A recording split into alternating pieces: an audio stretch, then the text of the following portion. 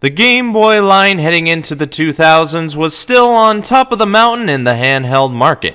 The Game Boy Color was still selling well going into the new millennia.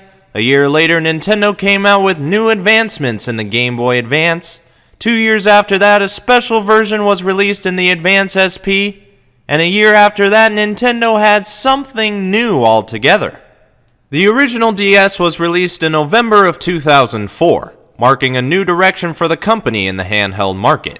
But the question on everyone's mind was, how would Nintendo send the Game Boy off into the sunset?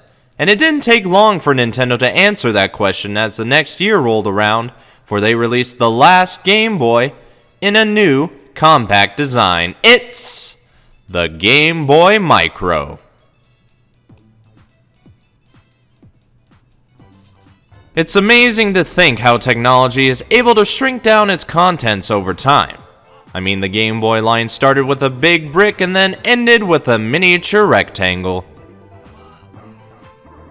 The Game Boy Micro was released on September 19th, 2005, as the swan song to the Game Boy line. And although the thought of the Game Boy line going away may be sad, they definitely left it on a sizable scale. That scale being small. Just look at it in my hand.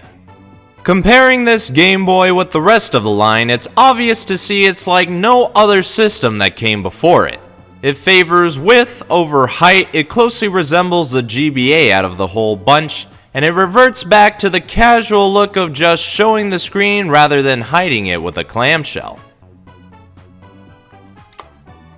The amount of change that has spanned across nearly 2 decades is exceptional, and when you're able to go from big boy to the little boy, that's a big feat all in itself.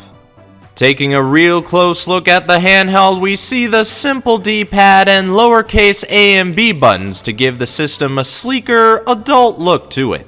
That's what I assume anyway when they advertise a system with a mouse making love to it. I'm not making that up, search for it afterwards. We also have the very small speaker and the start and select buttons that not only do what they say, but also represent the power by showing red or blue colors depending on the power you have currently. Finding other means of showing the battery life to compensate for the small size? Genius.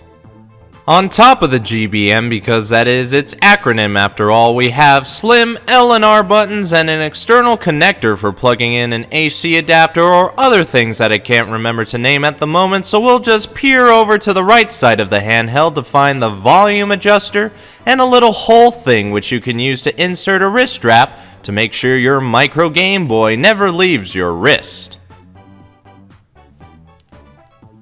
The left side has nothing but a screw if you were curious.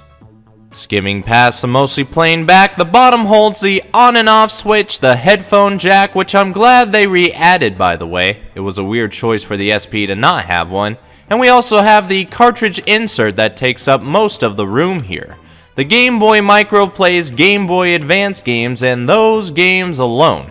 It isn't backwards compatible with original Game Boy or Game Boy Color titles, unfortunately, only opting for those that have made a significant advancement since the 21st century got started.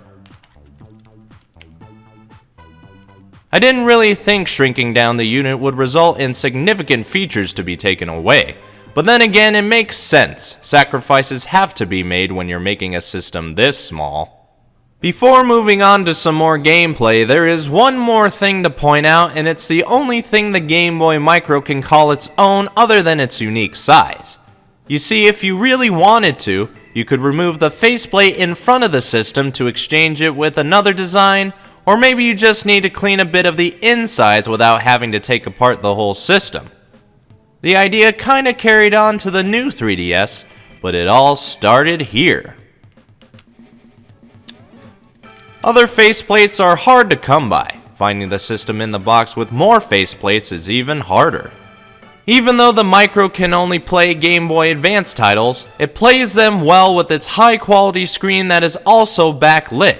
In fact, it is the system other than the remodeled AGS 101 SP to have the superior backlight, so you'll be able to play games like Wario Land 4 or Game & Watch Gallery 4 without any visible issues. If anything, you may have to squint a little to adjust to the text on the small screen.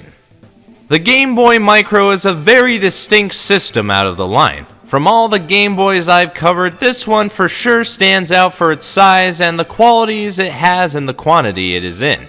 The Micro and SP were discontinued in 2008, while the original Game Boy Advance was discontinued in 2010, marking the end of Nintendo's most successful handheld brands as they shifted focus to the now growing DS line. If you so happen to find this Game Boy for a good price, you should grab it and add it to your Game Boy collection, or at least have a Game Boy you can rely on for superb visibility and easy access to play your GBA titles. Just make sure you don't leave it next to your pet mouse, otherwise you may have some micro mouse babies. It's the Game Boy Micro. Nintendo retiring their Game Boy name is a downer, especially if you grew up with the line.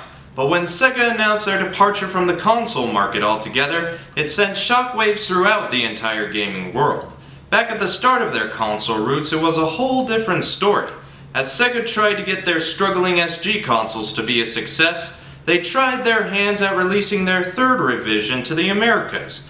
And on the next episode, you're going to see how the Mark III became the Master System. If you think I missed anything, please leave a comment. If you like what you see, leave a like. If you think others could get knowledge out of this, share this video. And if you want to see more, go ahead and subscribe. Now if you'll excuse me, nostalgia is calling.